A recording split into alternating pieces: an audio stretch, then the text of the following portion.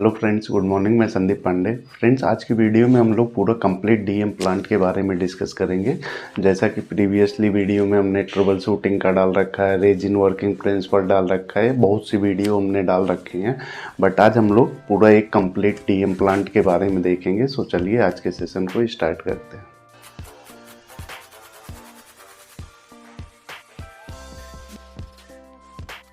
तो फ्रेंड्स, हमने यहाँ पर एक ब्लॉक डायग्राम पूरे डीएम प्लांट का बना रखा है। ब्लॉक डायग्राम में क्या है कि एक डीएमएफ फिल्टर है, केटायन एक्सचेंजर है, डिगेसर है, anion exchanger, mix bed and final अपना डीएम वाटर स्टोरेज टैंक। अब हम लोग इसको वन बाय वन करके समझ लेते हैं कि यहाँ पर जैसे डीएमएफ है तो डीएमएफ क्यों लगा है। तो डीएमएफ को हम लोग पहले समझ लेते हैं। DMF that mean dual media filter. Dual media filter that means ये एक्टिवेटेड कार्बन फिल्टर का भी वर्क करेगा और सैंड फिल्टर का भी वर्क करेगा। ऑलरेडी वीडियो हमने डाल रखी है तो हम लोग इस पर ज़्यादा डिस्कशन नहीं करेंगे। अब इसमें क्या होगा कि जैसे ही अपना रॉ वाटर आया तो रॉ वाटर में अपने जो भी टर्बिडिटी होगी, सस्पेंडेड पार्टिकल्स हो गए, ऑर्गेनिक मैटर हो गया, ऑर्डर हो गया, कलर हो गया, उन सबको, या क्लोरीन हो गई, उसको यहाँ पर वो ट्रैप कर लेगा। अब ट्रैप करेगा तो दैट मीन्स ये एक प्रोटेक्शन दे रहा है कि अपना जो रेजिन है उसकी लाइफ इंक्रीज करने के लिए हम लोग डीएमएफ का यूज करते हैं। कहीं कहीं पर आपको देखने को मिल जाएगा कि डीएमएफ के बाद एक्टिवेटेड कार्बन फिल्टर भी लगा देते हैं या मल्टीग्रेड फिल्टर लगाते हैं, फिर डीएमएफ एक्टिवेटेड कार्बन फिल्टर लगा देते हैं। वो एज पर डिजाइन पर डिपेंड करता है। तो हम लोग यहाँ पर सिंपली डीएमएफ पर जाएंगे। सो डीएमएफ का वीडियो अगर आप देखना चाहें तो देख सकते हैं। अब हम लोग आ जाते हैं केटायन एक्सचेंजर में। अब जैसे कि हमने कई वीडियो डाल रखे हैं कि केटायन एक्सचेंजर का बेसिक वर्क क्या होता है कि जो वाटर की पॉजिटिव इम्प्योरिटीज होती है उसको यहाँ से वो ट्रैप करता है। Positive impurity that means calcium, magnesium और सोडियम, उसको यहाँ से वो जितनी भी पॉजिटिव इम्प्योरिटीज होंगी वो यहाँ पर वो ट्रैप कर लेगा। अब वो ट्रैप कैसे करेगा कि उसका हम लोग एक एग्जांपल देख लेते हैं। सो फ्रेंड्स, सपोज हम लोग कर लेते हैं कि ये रेजिन हो गई अपनी, और हम लोग जब रीजनरेशन मारते हैं इसका HCl से मारते हैं, रीजनरेशन के टाइम पर यहाँ पर H+ आयन आकर इसके सरफेस पर बैठ जाएंगे। अब ये रेजिन हमारी हो गई RH+ की, ये हो गई केटायन रेजिन हो गई। अब इसके पास जैसे ही अब एक रिएक्शन हम लोग सिंपली एक रिएक्शन देख लेते हैं, उसके थ्रू समझ लेंगे तो ज़्यादा अच्छे से समझ में आएगा।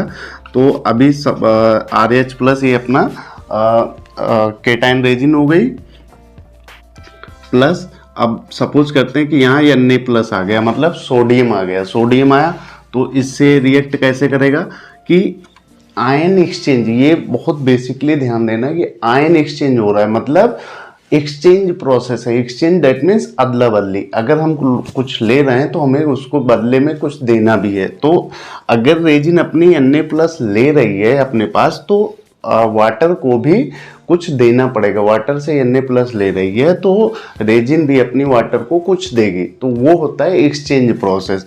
अब यहाँ पर क्या हुआ कि ये R के साथ Na+ आ गया प्लस अपनी रेजिन H+ आयन जो है वाटर में रिलीज कर देगी। दैट मीन्स क्या हुआ कि यहाँ से जो Na+ अपना सोडियम आयन था उसको रेजिन ने रख लिया और पानी में H+ आयन रिलीज कर दिया। तो ये हो गया अपना कंप्लीट एक रिएक्शन हो गया कि यहाँ से ये सोडियम आयन को अपने पास रेजिन ने रख लिया और हाइड्रोजन आयन को रिलीज कर दिया। अब हाइड्रोजन आयन जितना ज़्यादा होगा पानी में, pH अपना उतना कम होगा। ये हमने pH वाले वीडियो में आपको बता रखा है कि जितना हाइड्रोजन आयन जितना ज़्यादा होगा pH अपनी उतनी कम होगी। ये प्लांट ऑपरेशन का रिएक्शन हो गया। अब हम लोग इसके साथ में ही देख लेते हैं कि रीजनरेशन के टाइम पर रिएक्शन क्या होगा, उसको भी देख लेंगे। तो एक साथ में देखेंगे तो अपने को ज़्यादा बेटर अच्छे से समझ में आएगा।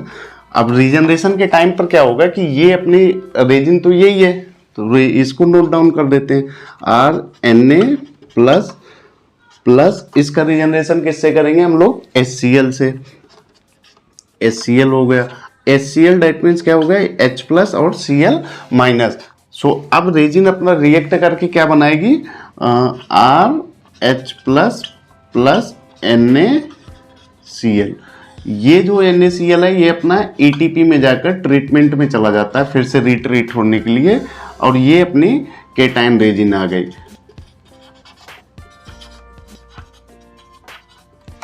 ठीक है, यहाँ पर जैसे हमने सर्विस का आपको ऑपरेशन का रिएक्शन दिया था कि यहाँ पर ये क्या हुआ, RH+ हो गया, सोडियम के साथ में इसने रिएक्ट किया, फिर क्या बना, R हो गया, मतलब रेजिन पर अपना सोडियम आ गया और प्लस वाटर के साथ H+ आयन रिलीज कर दिया पानी में। रेजिन ने अपने H+ आयन पानी में रिलीज कर दिया। अब पानी में हमने आपको बताया कि H+ आयन का कंसंट्रेशन जितना ज़्यादा होगा pH अपना उतना कम होगा। इसका pH से रिलेटेड वीडियो हमने ऑलरेडी डाल रखी है, वहाँ पर आप देखोगे तो आपको ज़्यादा समझ में आएगा। अब क्या हुआ कि ये रेजिन अपनी एग्जॉस्ट हो गई, चूंकि इस पर Na+ आयन आ गया, सोडियम आयन आ गया। अब जब एक बार ये रेजिन ने क्या किया कि Na+ आयन ले लिया, तो अब इसको फिर से हमें रीजनरेशन करना पड़ेगा। रीजनरेशन का रिएक्शन अपना क्या है कि यहाँ से इसको उठा लेंगे रेजिन को, रेजिन अभी आ गई, डिस्चार्ज वाली रेजिन यहाँ से ले लिए, प्लस केटायन का रीजनरेशन हम लोग HCl से करते हैं। HCl that means H+Cl-। अब जो प्लस है उसके साथ आ जाएगा अपना R के साथ, मतलब रेजिन के साथ आ गया, और प्लस Cl अपना NaCl जो है वो ATP के लिए चला गया। तो ऑलरेडी हमने इसका जो रेजिन प्रोसेस का एक अच्छे से बहुत बढ़िया बेहतरीन वीडियो डाल रखी है, वहाँ से भी आप देखेंगे तो आपको और बेटर समझ में आएगा। यहाँ हम लोग केवल चार्ट में देखेंगे। सो अब मैं उम्मीद करता हूँ कि आपको केटायन में प्रॉब्लम नहीं आएगी, बिकॉज ऑफ ऑलरेडी हमने कई वीडियो डाल रखी है, उनको अगर नहीं देखे हैं तो आप देख लीजिए। सो यहाँ पर क्या होगा कि केटायन का हमेशा आउटलेट में अगर आप pH चेक करने जाओगे तो लो pH ही मिलेगा। उसका रीजन क्या होता है कि H+ आयन जब पानी में रिलीज करेगी रेजिन, तो H+ आयन का कंसंट्रेशन जितना ज़्यादा होगा pH अपना उतना कम होगा। इसकी वजह से ये हमेशा pH इसका आउटलेट में कम होता है। तो अब हम लोग डिगेसिफायर को देख लेते हैं।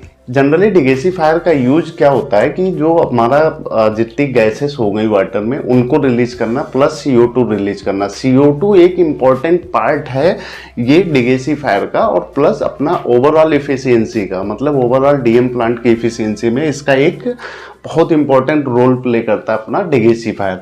तो अब हम लोग डिगेसिफायर को एक्सप्लेन करने से पहले हम लोग केटायन में थोड़ा सा देख लेते हैं कि उसका CO2 में कैसे वो कन्वर्ट करता है। बिकॉज अब क्या होता है कि ये जो केटायन टावर है इसके पास H+ आयन बहुत ज़्यादा है, तो H+ आयन जो है एनायन के कार्बोनेट और बाइकार्बोनेट आयन के साथ रिएक्ट करके CO2 बनाता है। अब जैसे वो CO2 बनाएगा, फिर वो CO2 आकर डिगेसिफायर में रिलीज हो जाती है। तो डेट मीन्स डिगेसिफायर का अगर सिंपल एक शब्द में बोलना हो कि इसका यूज क्या होता है, तो डिगेसिफायर का यूज होता है कि जो अपने डाउन स्ट्रीम में इसके क्या हो गया कि एनायन टावर, एनायन की लोड को कम करने के लिए हम लोग डिगेसिफायर का यूज करते हैं कि हमारे एनायन टावर में लोड अपना कम हो जाए ओवरऑल। तो हम लोग इसका एक रिएक्शन देख लेते हैं सिंपल सा डिगेसिफायर का, तो हम अपने ज़्यादा बेटर अच्छे से समझ में आएगा। सो यहाँ पर क्या होता है कि HCO3- ये अपना बाइकार्बोनेट से, प्लस ये रिएक्ट करेगा कि H+ आयन के साथ में, बिकॉज ऑफ केटायन टावर में अपने अभी हमने रिएक्शन में बताया कि H+ आयन बहुत ज़्यादा होते हैं। HCl के साथ रेजिन रिएक्ट करेगी तो H+ आयन रेजिन के चारों तरफ आकर बैठ जाएंगे। फिर वो H+ आयन जैसे जैसे वो पॉजिटिव चार्ज रेजिन अपने पास रखेगी, पॉजिटिव इम्प्योरिटीज को, कैल्शियम, मैग्नीशियम, सोडियम को, और H+ आयन साथ में ही रिलीज करती जाएगी वाटर में। तो डेट मीन्स वाटर में H+ आयन का कंसंट्रेशन बहुत ज़्यादा हो जाता है। तो ये रिएक्ट करके क्या बनाएगा, ये हो गया H2CO3। अब इसी को हम लोग बोल सकते हैं कि H2O + CO2। यही CO2 को हम लोग डिगेसिफायर के थ्रू रिलीज कर देते हैं। तो अब ये जो स्ट्रॉन्ग एनायन है, अभी आप एनायन और केटायन का जो हमने रेजिन की डिस्क्रिप्शन वाली वीडियो डाल रखी है, उसमें आप देखोगे तो हमने इसकी प्रायोरिटी बता रखी है कि कौन सी किसके पास कितनी स्ट्रेंथ है। मतलब जैसे अभी ये हो गया कि कार्बोनेट्स हो गया, बाइकार्बोनेट्स हो गया, नाइट्रेट हो गया, सल्फेट हो गया, फास्फेट हो गया, क्लोराइड हो गया, इन सब की एक स्ट्रेंथ है। सो कार्बोनेट्स और बाइकार्बोनेट्स आयन जो होते हैं एनायन के, वो स्ट्रॉन्ग एनायन होते हैं। स्ट्रॉन्ग एनायन होते हैं तो अभी क्या होगा कि अगर हम लोग डिगेसिफायर में ही इसको रिलीज कर दिए, इसको रिमूव कर दिए CO2 को फॉर्म में, तो ओवरऑल अपना लोड उस पर कम हो गया एनायन पर। तो उसके लिए हम लोग यहाँ पर डिगेसिफायर का यूज करते हैं कि यहाँ से जो हमने CO2 के फॉर्म में कन्वर्ट किया या रिमेनिंग और जो गैसेस हो गई उन सबको यहाँ से हम लोग रिलीज कर देते हैं। इसमें और कुछ नहीं होता है, एक ब्लोअर लगा होता है तो वो खींच करके बाहर फेंकने के लिए होता है। ऊपर से एक पैकिंग लगी होती है, वाटर धीरे धीरे जाए, एयर वाटर का कॉन्टेक्ट बढ़ाने के लिए। जो ब्लोअर की एयर आ रही है और वाटर आ रहा है, दोनों को कांटेक्ट बराबर होगा तभी वो रिलीज कर पाएगा गैस को अच्छे से। तो उसके लिए हम लोग पैकिंग डाल रखते हैं कि वाटर जो है धीरे धीरे नीचे आए, डायरेक्टली नीचे ना आए। तो ये हो गया बेसिकली डिगेसिफायर का वर्क, बस इतना छोटा सा। हम लोग देख लेते हैं एनायन टावर में, बिकॉज अब हमने केटाइन देख लिया, डिगेसिफायर एनायन टावर को देख लेते हैं। एनायन टावर में सेम एज केटाइन का ही होता है, जैसे हमने केटाइन में रेजिन का डिस्क्रिप्शन देखा, देन हम लोग रिएक्शन कर लिया, सेम एज उसका एनायन का भी होगा, कुछ अलग नहीं होता। तो अब इसमें क्या होगा, ये तो अपनी रेजिन हो गई, हम लोग इसका रिजनरेशन किससे कर रहे हैं, NaOH से, NaOH से कर रहे हैं। तो रेजिन के ऊपर ये OH माइनस आयन आकर इसमें स्टेबल हो जाएगा, बैठ जाएगा। OH माइनस आयन आकर चारों तरफ रेजिन के बैठ गया। अब जैसे ही ये बैठ गया तो अपनी ओवरऑल रेजिन क्या हो गई, ROH माइनस, ये हो गई एनायन रेजिन।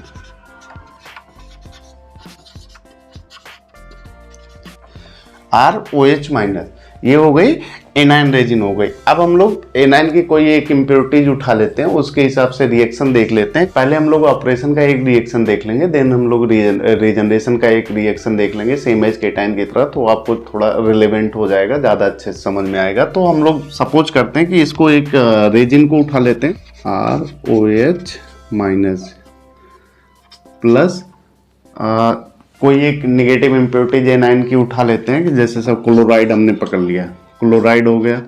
अब ये रिएक्ट करके क्या बनाएगा कि ये जो क्लोराइड है यहाँ से इसको एक्सचेंज करना। अब सेम एज वहाँ भी जैसे हमने आपको बोला था केटाइन में कि ये आयंस का एक्सचेंज होता है, मतलब आयंस अगर रेजिन अपनी कोई भी आयंस वहाँ से उठा रही है पानी से, तो पानी को इसको कुछ न कुछ अपने पास से देना है। ये प्रोसेस आपका हो जाएगा एक्सचेंज प्रोसेस, आयंस का एक्सचेंज होना, मतलब अदला बदली करना। तो यहाँ से ये क्या हुआ कि रेजिन ने Cl माइनस को उठा लिया एंड प्लस OH माइनस को ये वाटर को दे दिया। अब OH माइनस वाटर में जितना ज्यादा होगा pH अपना उतना ज्यादा होगा, समझ गए। वहां पर क्या था, H प्लस आयन का कंसंट्रेशन बढ़ रहा था, यहाँ पर क्या है OH माइनस आयन का कंसंट्रेशन बढ़ रहा है।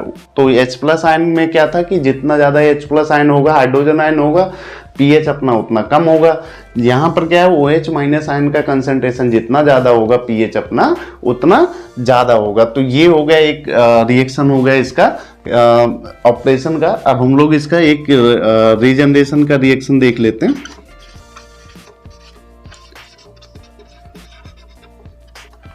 रीजनरेशन में क्या है, हम इसको ये जो केटाइन एनायन रेजिन है इसको ही उठा लेते हैं जो अभी डिस्चार्ज हुई है। तो इसमें क्या है, ये आ गया RCl माइनस प्लस NaOH से इसका रीजनरेशन करना है, तो हम लोग यहाँ पर NaOH डाल देंगे।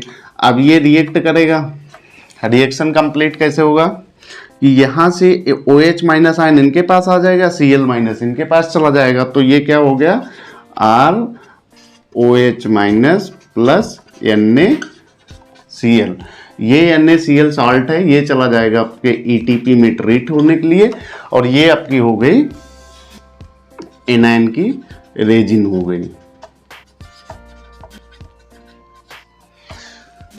सो अगर आपको यहाँ पर कोई भी कंफ्यूजन हो रही है कुछ जैसे को वैसे, तो हमने बिल्कुल सिंपली वे में समझाया है। अगर आपको फिर भी लग रहा है कि यहाँ पर आपको थोड़ा भी कंफ्यूजन हो रही है, तो हमारी वीडियो एक और ऑलरेडी पड़ी हुई है, उसमें हमने 5-6 एग्जाम्पल देकर 5-6 अलग अलग रिएक्शन देकर आपको वहाँ पर वीडियो में समझाया है, तो आप वहाँ पर भी देख सकते हो।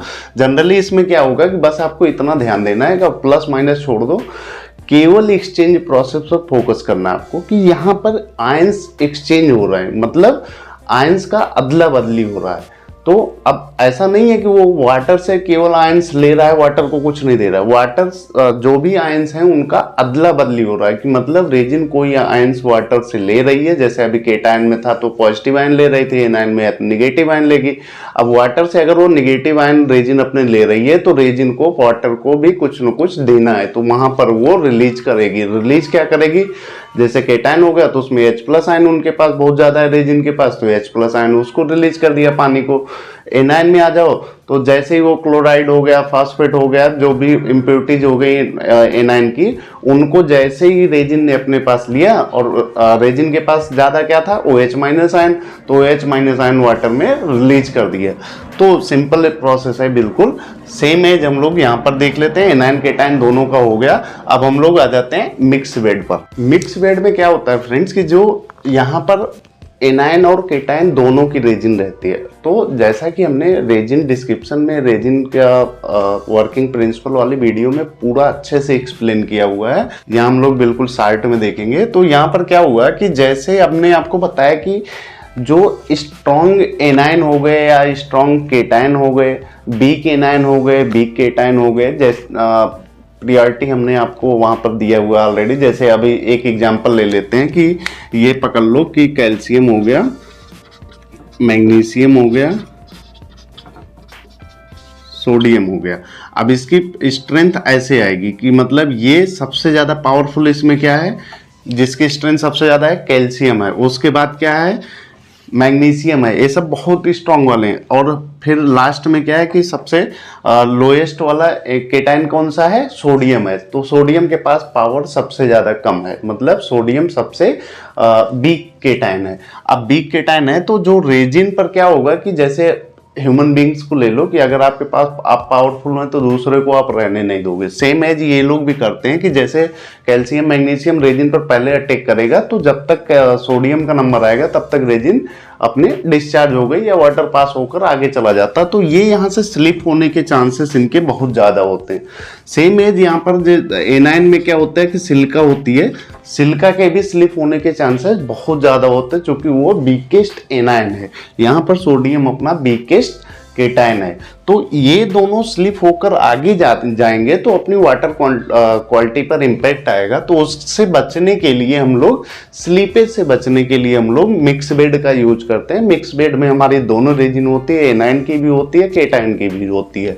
तो उसमें क्या होता है कि जैसे मान लो सपोज सोडियम अपना स्लिप होकर गया तो उसको केटायन रेजिन रिमूव कर देगी, और अपना अगर सिलिका स्लिप होकर गया तो उसको एनायन रेजिन पकड़ लेगी। तो डेट मीन्स इसके बाद अपना जो वाटर निकला, जो मिक्स बेड के बाद जो भी वाटर निकला वो बिल्कुल प्योर वाटर है, उसमें न्यूट्रल वाटर है। अब न्यूट्रल वाटर कैसे है उसका भी एक एग्जांपल हम लोग देख लेते हैं।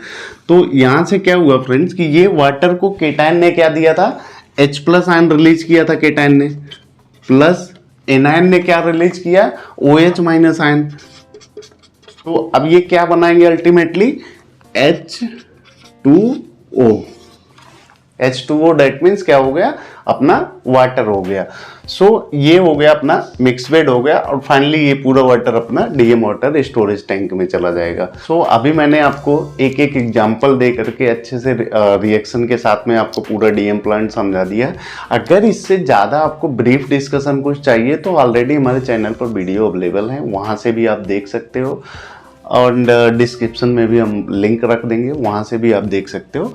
बट एक शार्ट वे में देखा जाए तो ये अपना डीएम प्लांट हो गया कि डीएम केटायन क्या वर्क करता है, एनायन क्या वर्क करता है।